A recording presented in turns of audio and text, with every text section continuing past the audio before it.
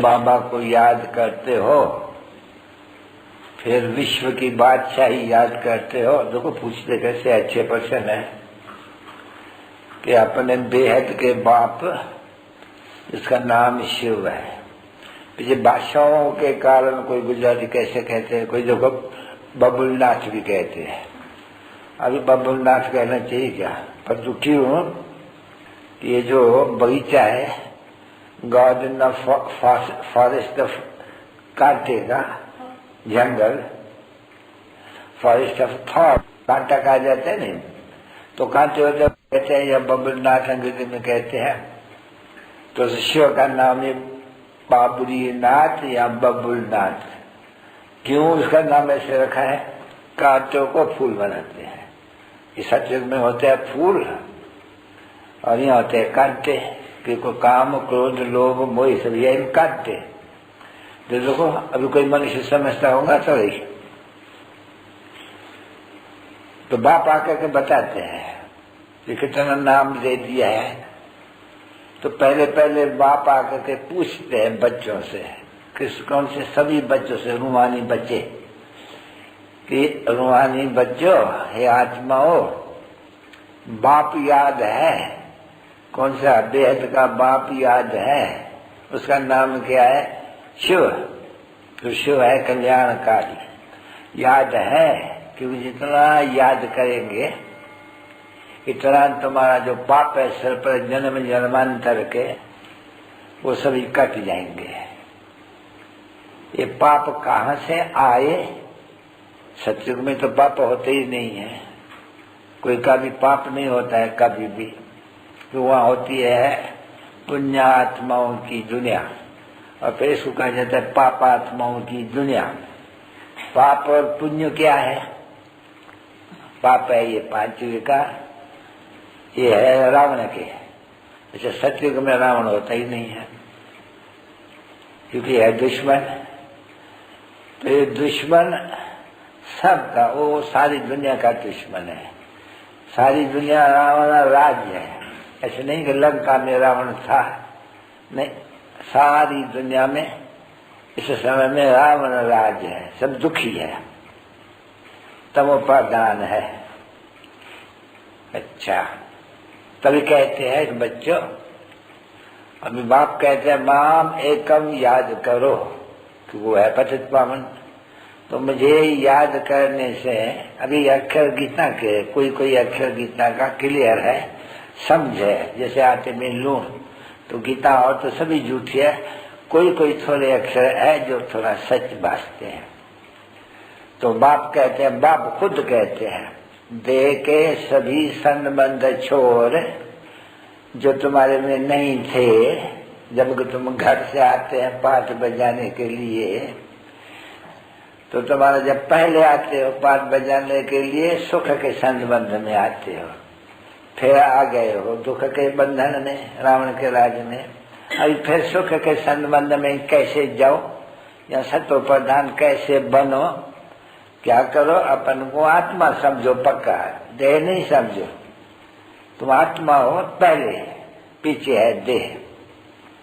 तो अपन को आत्मा समझो, इस समय में समझाते हैं, और नहीं बोलते हैं कि द्वापर में या सतयुग में तुमको ये शिक्षा मिलने की है। नहीं, ये बाप आते ही संगम युग पर है ये शिक्षा देने कि अपन को आत्मा निश्चय करो। ये जो शरीर निश्चय करते हुए भूल है। आत्मा निश्चय करो और बाप को याद करो। समझा नहीं? क्योंकि वो तो वहां के रहने वाले न, परम धाम के। बाप भी परम धाम में रहते हैं नहीं। तो तुम क्या करो? बाप को याद करो। और खुद बाप कहते हैं मुझे याद करो, मैं जो परम धाम का रहवासी हूँ, जो शरीर में प्रवेश किया है तुमको ये समझाने के लिए। क्योंकि पतित पावन तो हुई, तो पतित से पावन कैसे बनेंगे सो समझाता हूँ। क्या करो? देह के सभी धर्म है, मैं फलाना हूँ, तीरा हूँ, मैं बैरिस्टर हूँ, वकील हूँ, क्या भी हूँ, ये सब छोड़ दो, मैं आत्मा हूँ। और मुझे अपने बाप को याद करो। धंधा दौड़ी सब काम करो, जैसे बाप कहते हैं कमो कार दे, और दिल यानी आत्मा याद दे। क्योंकि वो है सबसे पुराना दोस्त है नहीं सबसे, क्योंकि सभी उनको याद करते हैं। तो कहते हैं अब मेरे पास पहुंचना है नहीं, तुम पति तो पहुंच नहीं सकेंगे, मेरे पास आ नहीं सकते हो, तुम चीची हो, तुमको गुलगुल बनना पड़ते हैं। तो कैसे बनेंगे गुलगुल, पावन कैसे बनेंगे? सिर्फ एक मान एकम याद करो। क्योंकि जब तुम भक्ति में आए थे तभी भी तुम सिर्फ पहले मुझे याद करते थे, मेरी पूजा करते थे। उसको कहा जाता है अव्यभिचारी पूजा। अव्यभिचारी पूजा तो होती है एक शिव की, पीछे हो जाती है अव्यभिचारी पूजा। अभी भी क्या कर, कोई से कुछ भी न सुनो, तो वो किसमें भी ज्ञान नहीं है, भक्ति है।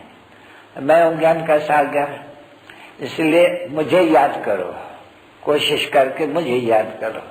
भले धंधा करो, धोरी करो, कुछ भी करो। जैसे ट्रेन में बैठे हो, कोई धंधा थोड़ी है, ट्रेन में बैठे हो तो भी मुझे याद करो। तो क्या होगा, तुम्हारा जन्म जन्मांतर के पाप कटते जाएंगे। कोई एक जन्म के पाप नहीं है, 63 जन्म के पाप है तुम्हारे ऊपर है। वो मेरे साथ योग लगाने से फिर हिल जाएंगे, घड़ी घड़ी बाबा को याद करेंगे। क्यों? कि बादशाही मिलती है बाबा से। समझा ना बच्चे? अभी बादशाह तो बादशाही तो बाप देंगे, कोई सन्यासी तो देंगे नहीं। और सन्यासी कभी भी राजयोग सिखला ही नहीं सकते हैं। राजयोग सिर्फ बाप सिखलाते हैं, अर्थात गीता सिर्फ बाप समझा सकते हैं सच्ची। बाकी वो तो बैठ करके पढ़े हैं किताब, नहीं तो बाप समझाते हैं कि सन्यासियों को, जो निवृत्ति मार्ग वाले हैं, उनको कभी भी किताब या पुस्तक या कुछ भी पढ़ने का हुक्म नहीं है, क्योंकि निवृत्ति मार्ग है। क्योंकि पुस्तक है प्रवृत्ति मार्ग के, भक्ति है प्रवृत्ति मार्ग वालों के लिए। ये निवृत्ति मार्ग वालों के लिए भक्ति है नहीं, इसलिए जंगल में जाके बैठते हैं, वहां भक्ति करते ही नहीं है, कुछ भी नहीं। वो क्या करते हैं? ब्रह्म को याद करते हैं। यहाँ हम रहते हैं नहीं, जिस स्थान में आत्माएं ब्रह्मांड, माने हम जो अंधे मिसल गाते हैं नहीं, अंधे मिसल रहती आत्मा है, तो अंधे बंदे मिसल नहीं, बहुत छोटी है एकदम। तो तुम अपन को आत्मा समझो और मुझे अपने बाप को याद करो, क्योंकि मैं पतित पावन हूं सबका, सर्व की सदगति दाता मैं हूं। तो क्या करो तुम, कैसे सर्व की सदगति होंगी? तुम बच्चों की जितना याद करेंगे, नहीं तो गति तो सबकी होंगी, परंतु सदाएं खाएंगे, अब पद भी भ्रष्ट होगा। तो इसलिए यहाँ एम एंड ऑब्जेक्ट भी ये बड़ी रखी हुई है। जाएंगे जरूर जो बाप को पहचानेंगे, बाकी है पढ़ाई के ऊपर। जितना जो पढ़ेंगे और पढ़ाएंगे, इतना ऊंचे पद फिर उस दैवी राजधानी में होगा। तो ये समझ कर करके क्या करना है, अल्लाह को याद करो। अल्लाह पाए जाते हैं बाप को, क्योंकि दूसरी सभी क्रिएशन है नहीं, तो क्रिएशन से क्रिएशन को वर्षा कभी मिलता ही नहीं है। क्रिएशन को वर्षा मिलता है क्रिएटर से। बाप क्रिएटर है जो बच्चे पैदा करते हैं, परंतु है हद का, ये बाप है फिर बेहद का। तो वर्षा मिलता ही है बाप से बच्चों को, और ये है बेहद का बाप। तो बेहद के बाद तो बेहद सभी बच्चों को वर्षा देने वाला। क्यों? तुम जब स्वर्ग में होंगे तो सदगति में होंगे, बाकी जो इतने हैं करोड़, वो सभी शरीर छोड़ करके आत्मा अपने सदगति में पहुंचेंगे। तो मुक्ति और जीवन मुक्ति, गति और सदगति, ये अक्षर ही है शांति धाम और सुख धाम के।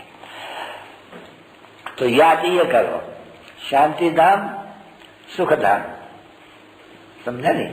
शांति धाम में है पहले, पीछे आते सुख धाम में, पीछे आते दुख धाम में। अभी फिर शांति धाम सुख धाम में जाना है ना, तो फिर क्या याद करो? बाप को याद करो, शांति धाम में याद करो, सुख धाम को याद करो। सुख धाम के पीछे दुख धाम आने वाला ही है, क्योंकि घर जाना है तो घर को याद करना है बाप के याद से। घर कभी जा नहीं सकते कोई सवाल बाप की याद से, क्योंकि घर जाएगा तो घर में पवित्र जाना है नहीं, आत्मा अपवित्र तो नहीं जाना है नहीं ना।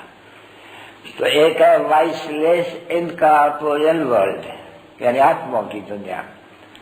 पीछे होती है सतयुग में इनकॉर्पोरियल और कॉर्पोरियल, देवताओं की दुनिया। वहां सिर्फ कॉर्पोरियल, तो कॉर्पोरियल और इनकॉर्पोरियल यानी निराकार और साकार, ये है सुख धाम।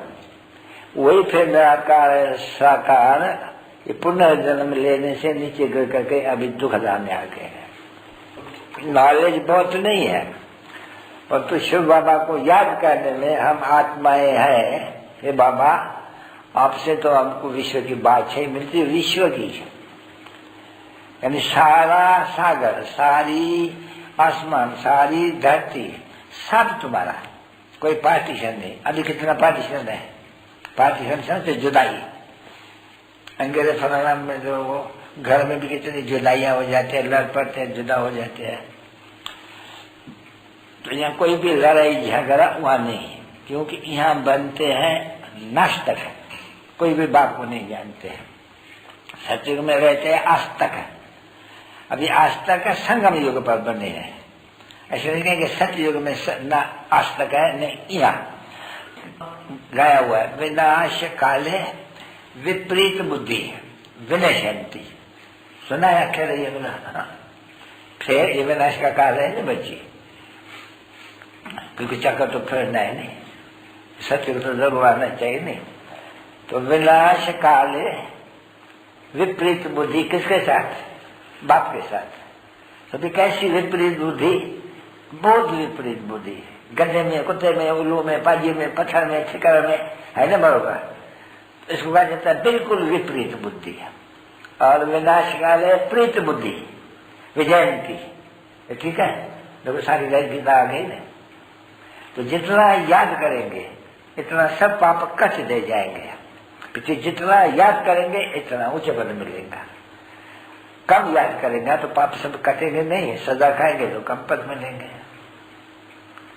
अभी ये देखो बाबा सुनाते तो है, परंतु पीछे जो माया है नहीं, रावण है, वो घड़ी घड़ी बुला देते हैं। इसका नाटक भी एक होता है, भगवान अपने तरफ खींचते हैं, माया अपनी तरफ खींचते हैं। कि वह आधा कलप है रावण का राज, आधा कलप है राम का राज। तो अभी आधा कलप राम राज लेने के लिए इसे एक जन्म में पुरुषार्थ करना है बस, क्योंकि पुरानी दुनिया का अंत है। उसको मृत्यु लोग कहते हैं और उसको अमर लोग कहते हैं। वो काल होता नहीं है, समझे बच्चे। क्योंकि बाप को काल काल महाकाल, बाप को ऐसे कहते हैं। क्यों कहते हैं, उनको कहो हमको साथ में ले जाओ, तो वो काल ले जाते हैं नहीं, पर सबको ले जाओ, बाकी थोड़ा बाकी बचेगा। क्योंकि बुद्धि ने काम लेना है कि सतयुग में सिर्फ देवता है, सभी थोड़े, जोर झाड़ बहुत छोटा। और अभी देखो कितना बड़ा झाड़ है, तो फिर छोटा बनेगा नहीं, इसलिए विनाश है ये। तो क्या करे विनाश में, सतयुग में उच्च पद कैसे पावे, याद है। और कोई मेहनत नहीं देते हैं बाप, अल्लाह को याद करो, बादशाही तुम्हारी है। अल्लाह के पीछे बे है नहीं, तो अल्लाह को याद करो, बाप को याद करो, तो वर्षा तुम्हारा है। वो है हद का वर्षा, ये है वेद का वर्षा, ये है संगम युग, तुम्हारी दुनिया और नई दुनिया का। ये है दुख के दुनिया का अंत, सुख के दुनिया की आद। सहज है नहीं, बिल्कुल सहज नहीं, समझते हैं। और कोई तकलीफ है नहीं। ये वो जो शास्त्र पढ़ना ये कहना, ये भक्ति मार्ग सब। गंगा में स्नान करना, कुंभ में स्नान करना, तो सभी जाते, साधु भी जाते हैं, तो पापात्मा है तो जाते हैं। अगर पुण्यात्मा होते तो गंगा में क्यों जाते स्नान करने। और गंगा कोई पतित पावनी है क्या, नहीं। पतित पावन एक परमात्मा, गंगा गंगा तो सदैव है ही है, सतयुग से लेकर यहाँ तक नदियां तो है ही है। ये सब पानी पीते हो, करते हो, पीते हैं ना बच्चे, हाँ। गंगा पतित पावनी हो सकती है, गंगा पर तो बाबा बहुत दफा गया हुआ है। अच्छा, पता रहता कहाँ था, वहाँ एक मारवाड़ी का बंगला, बहुत मारवाड़ी का बंगला गंगा के किनारे में है। और वहां जाके बैठते थे, नीचे गंगा बहते, मैं जाती फिरता था वहां, सब घर के भांति। अब इसको कोई पतित पावन कहेंगे? कचरा सारा हाथ द्वार का जाके गई गंगा में पड़ते हैं, कहा जाएंगे? बरसात पड़ करके सब कचरा गंद ऐसा बात मत पूछो, सब जाके गंगा में पड़ते थे। अभी वो गंगा को पतित पावन कहेंगे? विचार करो, तीर्थ भरते जाते होंगे जरूर, तो ये सभी गपोरे। तो ऐसे ऐसे गंदे काम, ऐसे गपोरे शपोरे सब लगा करके देखो ये हालत हो गई है भारत की। नहीं तो भारत कौन सुधारे? तो अभी चेंज होती है, अभी नई दुनिया, ब्रह्मा द्वारा स्थापना, देखो अक्षर है ठीक, और शंकर द्वारा विनाश, और फिर विष्णु द्वारा पालना, देवताओं द्वारा पालना, और जो असुर है वो सभी अभी विनाश हो जाएंगे। बाकी शंकर के लिए तो है नहीं कायदा कि शंकर को विनाश करते हैं। तो भक्ति मार्ग वालों ने ये शंकर को ऐसे बना दिया है। नहीं तो शंकर देवता है नहीं बच्चे, अगर कहते हैं तो देवता कभी वो मारते नहीं है, न मरवाते हैं, न कोई को मारते हैं, न कोई के लिए एबेट करते हैं इसको मारो। फिर ब्रह्मा भी यहाँ का है, और ये लक्ष्मी नारायण भी यहाँ का है, जिसको विष्णु कहते हैं। कोई सूक्ष्म मतलब में तो नहीं है, नहीं तो कहीं यहाँ थे न राजे करते थे भारत में। यहाँ है इनकी सुना है कथा, और विष्णु और ब्रह्मा, पहले नहीं, ब्रह्मा विष्णु और शंकर, इनकी ऑक्यूपेशन क्या है? इनको देवता कहा जा सकता है, विष्णु को देवता कह देते हैं। तो जो ब्रह्मा है, देखो ऊपर में ब्रह्मा बैठा है ना बाबा, ये देखो, इसको तो कोई जेवर बनिया है नहीं, है भाई? अच्छा, उनको देखो कितने जेवर बने हैं। तो जेवर ये बने सूक्ष्म वतन में कैसे आएंगे? वो तो यहाँ राज करते, देखो यहाँ है ना इनको जेवर। सूक्ष्म वतन में जेवर होते ही नहीं है, कुछ नहीं होते। सूक्ष्म वतन में न ब्रह्मा है, न विष्णु है, न शंकर है, क्या है नहीं। फिर वहां कहां से आया? जबकि ब्रह्मा प्रजापिता ही है, न प्रजापिता को ही है नहीं। सूक्ष्म वतन में कहां से आई? सूक्ष्म वतन में कुछ भी नहीं है, साक्षात्कार होता है फकत। क्योंकि सूक्ष्म वतन है जरूर, पर तो कुछ भी है नहीं। क्योंकि मूल स्थूल मूल सूक्ष्म, यानी ये स्थूल है, सूक्ष्म भी है, मूल भी है। मनुष्य तक भी है, मूवी भी है, और साइलेंस भी है। ठीक है नहीं? पहले पहले तुम साइलेंस, जब सूक्ष्म वतन में होते हैं वहां मूवी है, ऐसे बात करते हैं। तो मूवी आया था ना बायोस्कोप, तो यहाँ मूवी अभी जो बायोस्कोप है उसमें टक करते हैं, गायन करते हैं, और फिर यहाँ स्थूल मनुष्य बात करते हैं। तो ये सभी इतनी बातें समझने की है, क्योंकि ये पाठशाला है, गीता पाठशाला।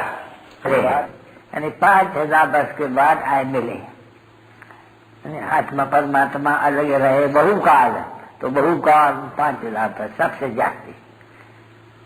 तो सबसे जास्ती तुम याद किया, क्योंकि पहले ही तुम आए हो, यहाँ जुदाई तुम हुए हो, इसलिए कहते हैं 5000 वर्ष बाद से कीड़े बच्चों। फिर कौन कहते हैं? फिर बच्चों का भेद का बाप, कि बाप कहते हैं बच्चों देह के संकल्प सभी छोड़ और सभी बंधन से मुक्त हो, बाप को याद करो। तो यह बाप को याद करने से तुम्हारा जो भी जन्म जन्मांतर के पाप चले हैं बाप से लेकर करके वो सभी भस्म हो जाएगा। इसका नाम ही है योगा अग्नि। तो योग अक्षर है, सन्यासियों के लिए भी योग अक्षर है, हठ योगी। तो बाप को याद करो। करने वाले पिलते नंबरवार पुरुषार्थ अनुसार याद प्यार और गुड नाइट।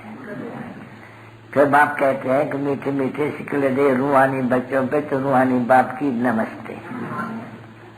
अरे नमस्ते क्यों?